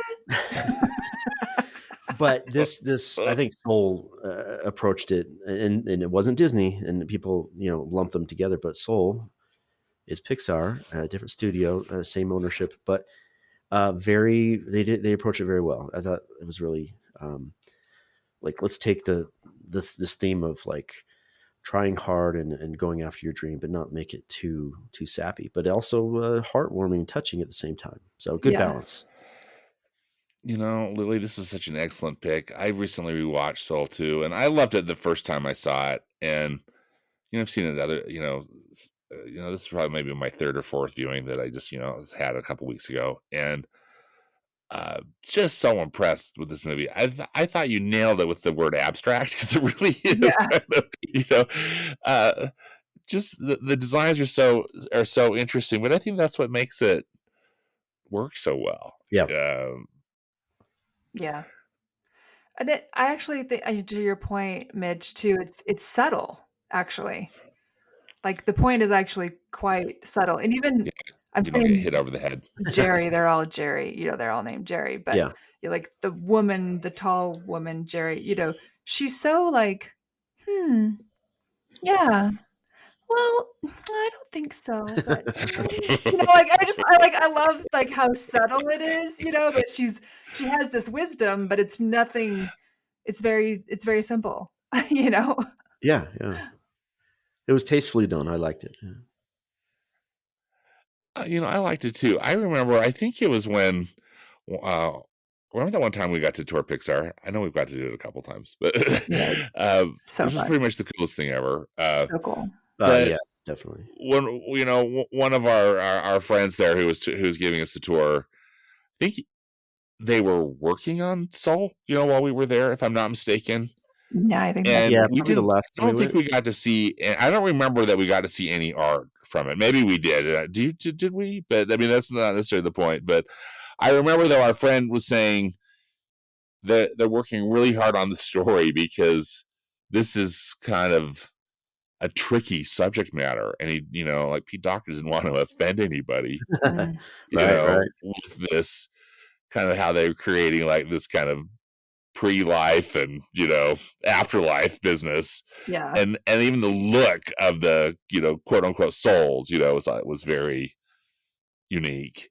Yes. And I thought that mission accomplished, at least for me. What do you both think about that?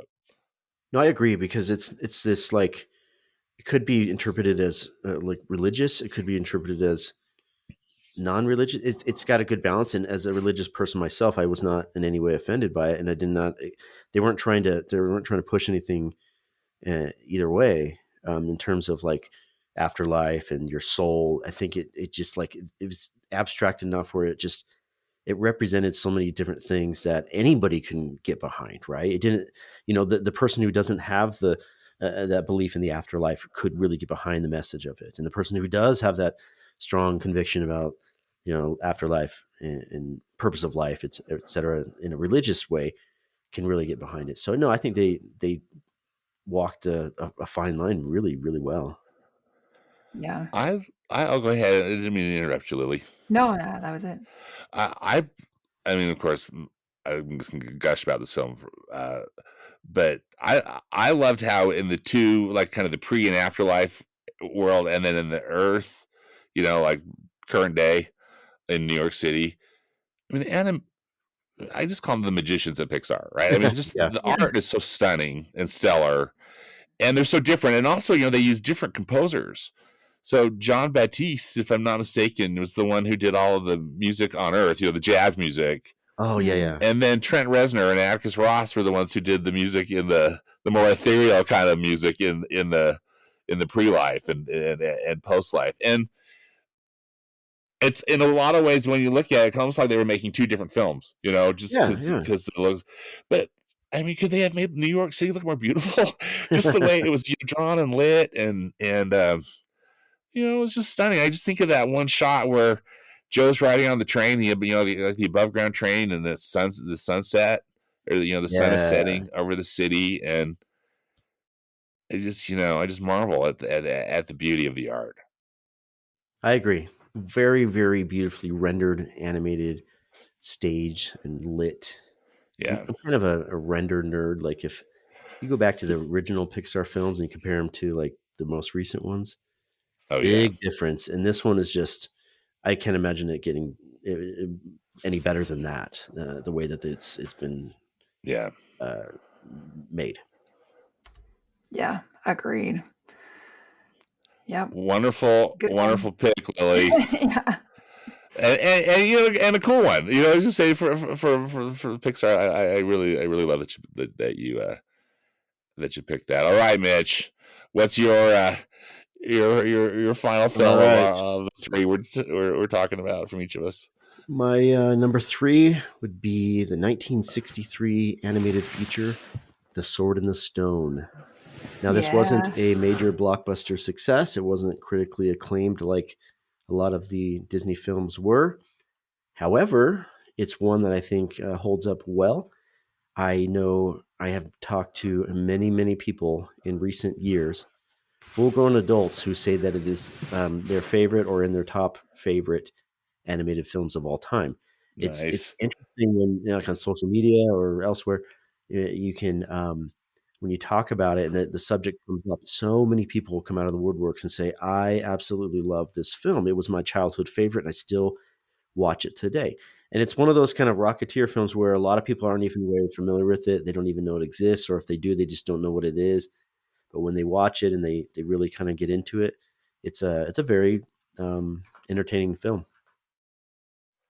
The basic premise of it is that, like, you're introduced to this concept at the very beginning of like this this sword has appeared in like medieval London, and it's stuck in this anvil, this stone, and it's in the kind of center of town, and it's just like appears there, and there's an inscription that says, you know, that whoever pulls this sword from the stone is the rightful heir to the throne. You know, the king has died, there's no heir, and we're left with, you know, England is left without a king, and this is the way that we're going to get our king. And so there's this kind of really cool setup in the very beginning, but then the entire movie has nothing to do with that until the very end. It just kind of like sets the stage that, you know, hopefully one day somebody will be able to pull the sword from the stone.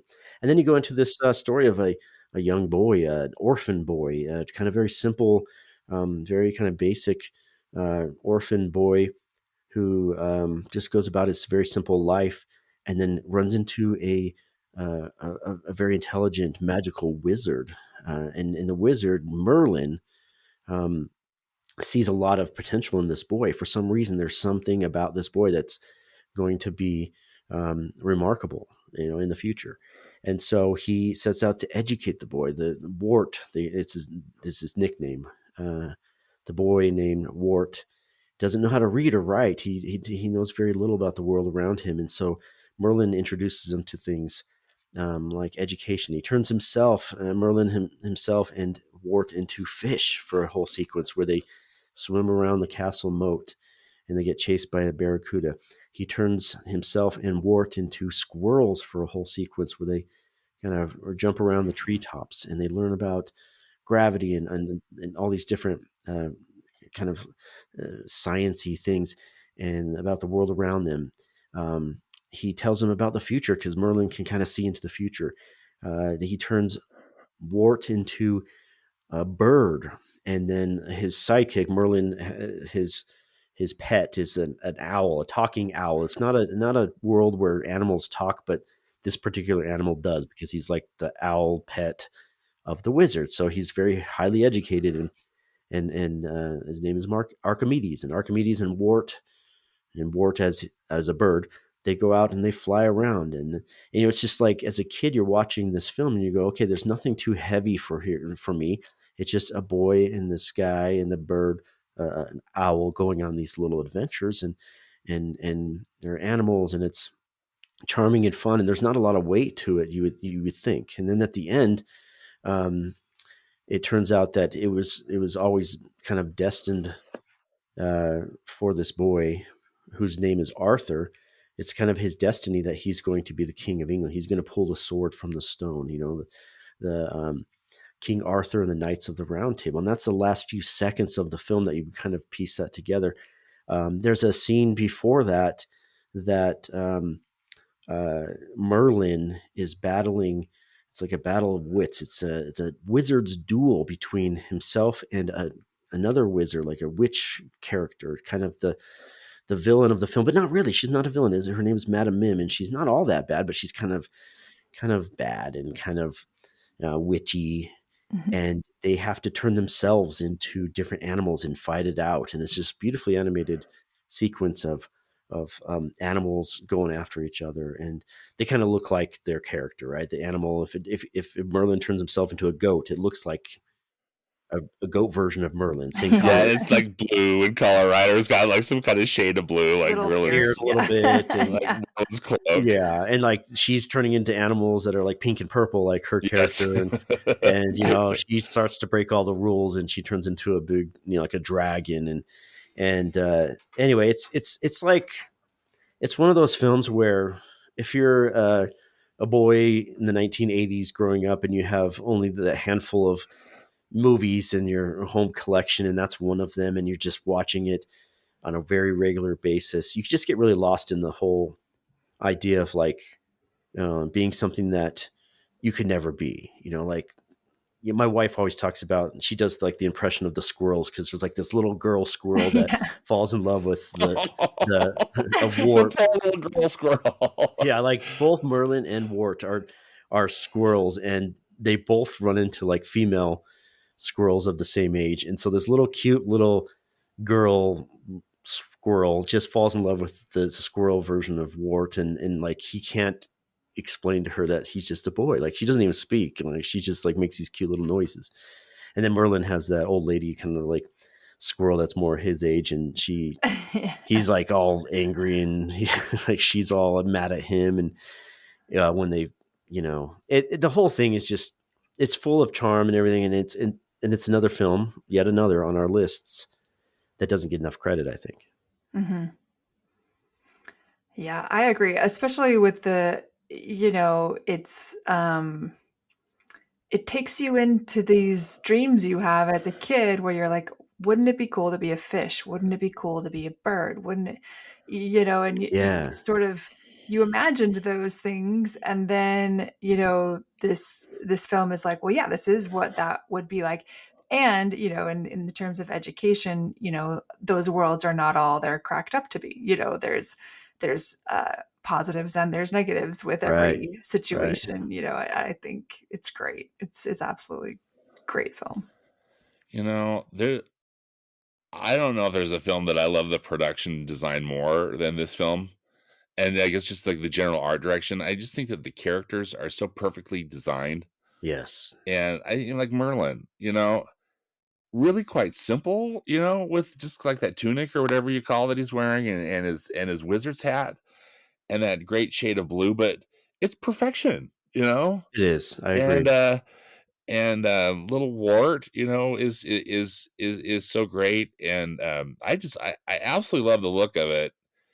And I also think too, that scene at the end when, well, I guess two things, that wizard's duel. Yeah. I mean, come on. I mean, that is just like the greatest. I mean, the animators, one of the all-time greats. It was a tough thing, I imagine, because they had to create characters, like so many different characters, and like animate them. So instead of just like animating Merlin for the whole feature, now you're animating him as a dozen different animals. Anyway, keep going. Yes. And I always just, the whole thing just even thinking about it just makes me smile so much, because it's just so endlessly clever as well, in that how they're trying to outsmart each other. Like which animal is going to win, over the other. And I ultimately just love how it turns out, how Merlin turns himself into a virus. It makes you sick. That's so smart. Didn't even know that stuff back then. It was like, he knew because he's smart. It's like, and then the scene when Arthur, / Wart pulls the sword out of the stone. Yeah. Perfection. Again, just the way it's lit, that beautiful stone wall in the background, and just the way the anvil is and everything. Choirs in heaven are like starting to sing as yes, like it's meant to be. It's really, it's really special. Now, Mitch, I hope everybody's following, Imagineering Disney on social media. But speaking of the Sword and the Stone, they should be following you right now, because you've been posting some really cool art of stuff that you've been working on. If you wouldn't mind telling us a little bit about what you're doing. For fun, occasionally throughout my life, I've kind of put together little attraction ideas for theme parks, for Disney theme parks. And I've always wanted a dark ride of the Sword and the Stone, because I think much like Alice in Wonderland, like we talked about, Jungle Book would be another one. Some of these animated films would make perfect dark rides. Dark rides being like enclosed ride with a track system and little vehicles, or a boat system. And I chose a boat system for this one because I want it to be kind of a slower moving adventure. And so I took the basic layout of the Florida Magic Kingdom It's a Small World, the show building and the actual path of the water, like the boat ride, and the same dimensions and everything. And I just replaced everything, like kind of gutted out all the sets, and then put in inserted in different scenes from the Sword and the Stone. So I've started to animate it a little bit to where you can kind of ride through it a little bit. It's still got a long ways to go, but it's all laid out already, and each scene has kind of been determined within the structure of the building and the layout of the ride. But yeah, I've been posting some things where you, like, for instance, you go through Merlin's house, and there's that great scene where he decides to pack up everything he owns and move to the castle because that's where Wart lives. It's like this old rundown, aging castle, no royalty or anything. It's just like some caretakers and whoever his guardians live there. So he's got to pack up, and he's going to use magic to fit everything he owns, which is a lot, books and all this cool like inventions and stuff and furniture, all compacted into this one little handbag. And it's just this great music from the Sherman Brothers. And so I kind of animated a little bit of that, how it might be if it were like animatronic form, just kind of simple figures, simple movements, and just kind of a slow moving boat ride through that scene of the movie. And then you go into the next scene. And yeah, if you want to check it out, it's imagineeringdisney.com. That's the website, but the artwork's mostly posted on Instagram and Twitter. It's super cool, Mitch. I just love it. I love that how you got the flume going, that you're actually like going under the stream of objects, that he's miniaturizing into the bag. You just picture, I can just hear the music, the higgitus bigotus, and it's super cool. Well, thank you. I appreciate that. It's a really kind of a labor of love, and will never get built. And people are saying, and I'm very flattered, people are saying, can we start a letter writing campaign? How do we get a hold of Disney? And the truth of the matter is, it's just not something that's going to be a priority for them, at least not right now. Maybe one day, I think Paris should do it, or Tokyo or something. But yeah, until then, we can just kind of live through 3D generated computer imagery. Well, and I do think it's sad that there's not more of a tribute to Sword of the Stone in the parks. I know there's the sword that's in front of the carousel, which they have considered removing multiple times, because it's don't do it. Yeah, it's a pretty bad traffic jam because there's not enough walkway space around the carousel, and so when they do shows there, it blocks it up. So they like the idea of doing the show, but then the show creates the problem. So that's too bad, because it's not very big. The footprint of it is. They just leave the sword there, and they don't even have the show, which is also sad. Which is right, exactly. So, I always thought, at least at Walt Disney World, the stage would they have a like Merida meet and greets there now? That stage that's like on the side of the castle. Yes, I always thought that would be a great spot for a churchyard and a Merlin show, something like that. One of my concepts I did when I worked at Disney, they had that 20,000 Leagues Under the Sea lagoon when they had that ride, and that lagoon sat empty for years, and it's a really big piece of real estate in Fantasyland in Magic Kingdom. Now it's large enough that now they have like a whole nother like land, almost like an extension of Fantasyland with multiple restaurants and rides.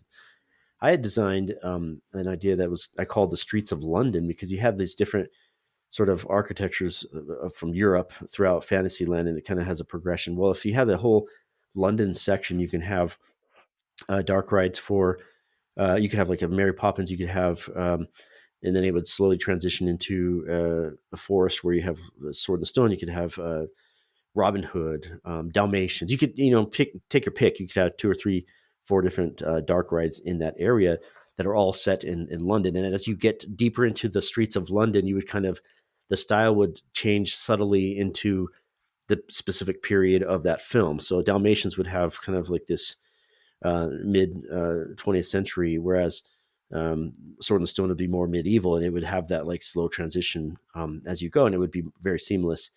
And well, that was my idea for that property, and everybody was coming up with ideas for that property at the time, but they landed on something different. But I just think it would make a good ride. It would. Well, and then hello, boat ride. As we've discussed amongst ourselves many times. Yeah. Not enough boat rides out there. Yeah, I always need more boat rides. And what a great pick, Mitch. I just, that's really, I think it's an underrated film, you know, and one that I think more people would enjoy if they'd watch. It's on Disney Plus, if I'm not mistaken. Yeah, it is. Yeah, it's a good one. I agree. Good stuff. Okay, Stan, right, you've got one more, right? And then, one more, yeah. So I was finale. I wanted to find a live action or select a live action pick. And there were a few that I was considering. One of them was 20,000 Leagues Under the Sea, which is not the one, just because I think that's such a cool film and holds up incredibly well, I think. And just a great action movie and great actors. Kirk Douglas is in it, James Mason. But and then I was just also kind of thinking about just some of my childhood favorites, when I was a kid. Like, I loved The Love Bug, and I loved just kind of those silly comedies, from the 70s, all the stuff after Walt died, but still just were movies that I loved as a kid. But I ended up picking Tron, from the original Tron from 1982. Yeah. So good. And I love Tron so much, and I respect it so much. I mean, I kind of think that it's in a way, maybe it's not the most exciting. I mean, it maybe drags a little bit or whatnot, but still, the visuals are such a knockout, and I think they were so creative in what they were trying to do. Oh, it's groundbreaking. With it, yes, really groundbreaking, and there's no way that they would. I mean, I know that they were able to make the sequel finally in 2010, and they're supposed to make Tron 3. Are they really? Yes, it was cool. Announced, and they were ready to go. They were going to start shooting in August. And then because of this actor and writer strikes, it's been on hold. Oh, you're kidding. I didn't I'm like, that. Dang it. Now I'm all like being all paranoid, like, oh, they're going to cut it. They're not going to do it. And who knows if it's going to be any good. But they're even making it. Makes me so stoked. I fingers crossed. But anyway, I digress. I have mixed feelings about it, because I'm like, first of all, I don't know where they take the story from here. I know. See, exactly. Exactly. I know. But then it's also like, we want more Tron. So, I share your thoughts. I'm all worried, but then thinking, well, maybe it's going to be good, but who knows? But it's Tron, more Tron. We just got to get more people on that roller coaster, Let's just keep making them. That's right, exactly. Disney does not make bad sequels, guys. They always have. By the time they get to number 3 or 4, they're the best. They're so good. Totally. Toy Story 17, Pirates 6 or whatever. Pirates 4. Oh, man. That's right. High School Musical. Wow, you got there. Wow, you went all the way there. High School Musical 3. I did some of the marketing for that. Did you? For High School Musical 3, yeah. I take no offense to your comments, because I didn't even see the movie. No offense, man. Had I known, they did not let me screen the movie when I was doing the marketing for it. They wouldn't let us see the movie when we did the marketing for it, which is kind of weird. But then I did see the movie, and I thought, yeah, like, oh dear. Anyway, Tron. And High School Musical was filmed at my high school. Have we talked about this? Yeah, East High. Yeah, right? East High School. Yeah, you went to East City. High, so that you see a lot of familiar places, huh? For a while, it was like the most famous high school, in the world. But they used to offer tours and stuff. I don't know. Did they really? There were so many people, that wanted to come see the school. You should have been an extra in it. Like a teacher or something. Exactly, with a teacher. Yeah. The janitor. But back to Tron.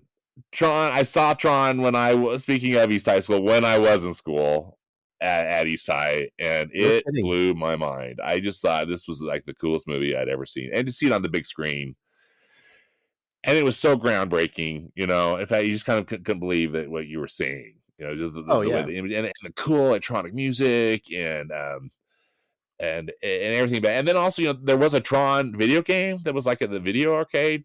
Oh yeah, like on the arcade console, like a upright, right? So, and that was, I remember that, you know, that was my friends and I really liked that a lot too. That Tron game, it was really cool. You play like light cycles, as I recall, or maybe there was some, maybe there was some multiple games that you could play within it. But you had, you know, that's like this big giant glowing it's like this joystick controller. Nice. You know, that kind of like was neon Tron aesthetic. But anyway, what a cool movie, what a cool experience, and so admired just the technology that went into it, because I think it had like 15 full minutes of stuff like computer generated imagery, which was a first. Yeah, oh yeah.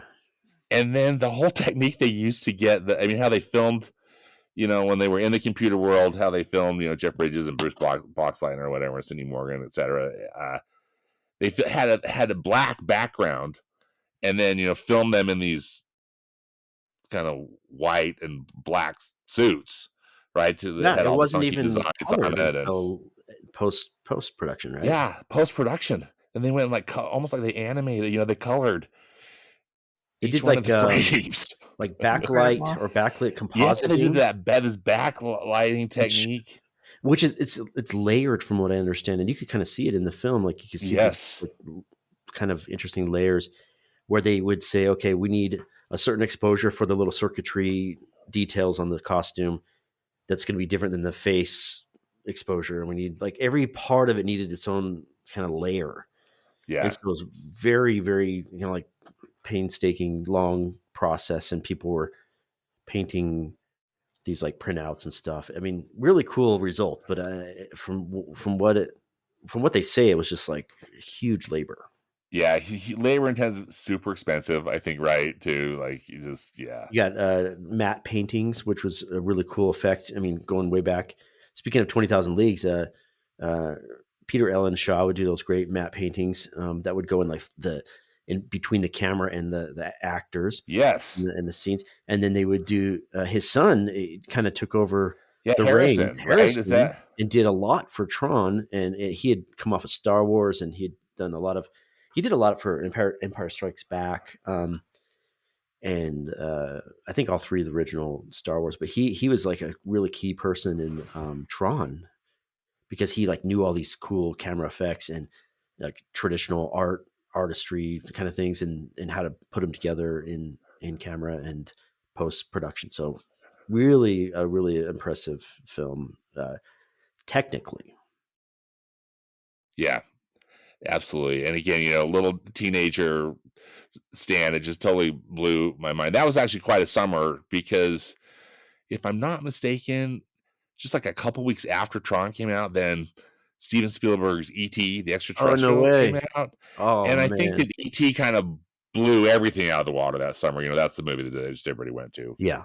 And I think Tron kind of got lost in that shuffle, even though I don't know if necessarily Tron could have been a blockbuster, but it was such a unique film that I think still a lot of people could have gone. And plus, it's a fun movie to watch. So you're in your high school. Did the other students get excited like that, like you did, or did your friends? You know, I went with some friends, and who were also kind of, you know, a film nerd, you know, like myself. And yeah, I remember we all really liked it. Like, we were all like, "This is so cool!" You know, this movie was. You were probably amazing. The perfect age for that, like a high schooler, like college age, or whatever. Age for it, just because it's such a cool adventure. Computers were novel, you know. I mean, they were. Oh yeah, and computer graphics, like animated light cycles, computer graphics. Well, and I was going to say too, if you're a gamer, if you're a hacker, if you are a programmer in the 80s, you know, yeah. And I mean, even since then, I mean, isn't it your ultimate dream to like be in the game, to be in, like, that's like what you imagine, you know? And then it's like, so it's just cool that there's a storyline where it's like, well, what if that really happened, and what would that be like? And I love how it's like, you're the user, it's just so great, it's just, I love it. I love that aspect of it. It's got the programmer inside jokes. I was watching some, I'm glad you mentioned that. I was watching some of the kind of interviews from the time, from the people who made it, and they go to Disney, and it wasn't like a Disney initiated like idea. Like they didn't originate at Disney. It was like external, and they kind of shopped it around and went to Disney. And you got all these old guys at Disney going like, yeah, we have no idea what you're talking about. What is this? Going into a computer, or you're going into a game? What is this? But they had enough, I don't know, they had enough sense to say, okay, this is going to resonate with this generation. This generation, it's these kids are familiar with computers. They see the potential in the computers. They're familiar with video games.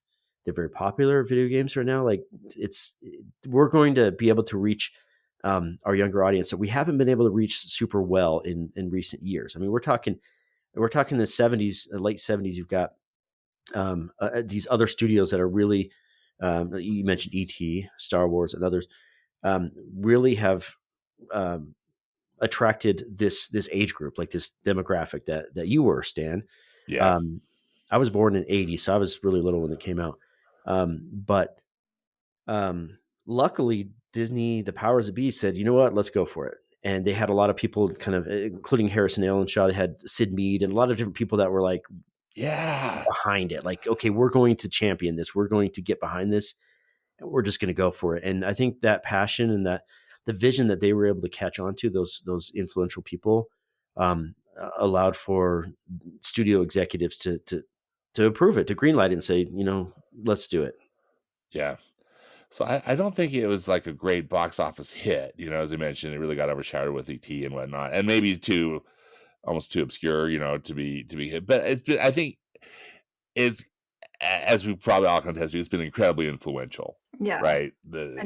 Cult following for sure. Yes, exactly. Huge, cult classic for sure. Yeah. And it's interesting because you could almost put it in the same category as Mary Poppins, Bedknobs and Broomsticks, Song of the South, Pete's Dragon, some of these that were combining animation with live action characters, but took it to a whole nother level. Like this isn't just like hand painted animation, superimposed with an actor, which is impressive in and of itself. But this is like the future. This is so incredible. Even today, I think a lot of those graphics hold up. Now, it's old. You know that it's like from the 80s just by looking at it, but it holds up to where you're not even sure how they did it. And this is 40-something years later. You look at it and go, I'm not even entirely sure how they pulled that off because I don't know. It's that impressive. I really do think that it holds up on a technical level and on like a special effects level. And in some ways, it out innovates even the Star Wars special effects that are always kind of the standard that everybody looks to during this time period. And they innovated a lot, of course, and they really. But Tron did things that I don't know if have ever been done since. Like, did they? Certain things that people are like, that is so awesome, but not even going to try it because exactly. That's like you did it well. You mastered it. Good job, Tron. And so it has kind of that. I don't know. It's unique in that way. Yeah. Yeah, definitely a favorite, and just just thought I had to include it. That's I'm glad you did. When I was hanging out with my friends as a kid, we would all walk. If we were ever walking in a line, like all of us just side by side walking, one of us inevitably would just quick turn right in front of the other one, like stopping in the direction, like Tron. 90-degree angle, yeah. Oh, I love it. Like your little light cycle. Awesome. You're dead. That's so dumb. But still so fun. I'll tell you guys, I'm glad every one of your picks. I said to myself, "Oh, I'm glad they picked that one." I really am. And when I saw Tron on there, I'm like, "Okay, now I haven't watched it in a while. I'm gonna watch it again. I'm gonna really get into it." And it's just a treat. along with all the other ones too. So it was good to revisit all 9 of these films. Yeah, these have been so great. I really love and appreciate the picks that you brought in. This discussion has just been a delight. So thank you both so much. Yeah, thanks for having us. This was fun. This has just been a blast. I too bad we have to end. I want to do 9 more. Yeah. It would not be hard to come up with 9 more. We can do it. I know, right? If you're up for it any other time, I think we would really have a good time. Thanks, friends. This has been a blast. Thank you.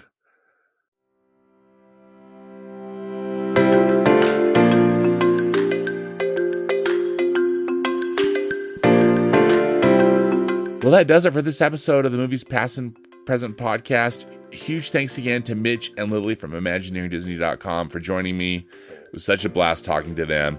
Links and more information about the movies discussed in today's podcast can be found in the podcast notes on my blog at moviespastandpresent.com. Subscribe to the podcast where you listen to podcasts, and follow me on Instagram. I'm at moviespap, as in past and present.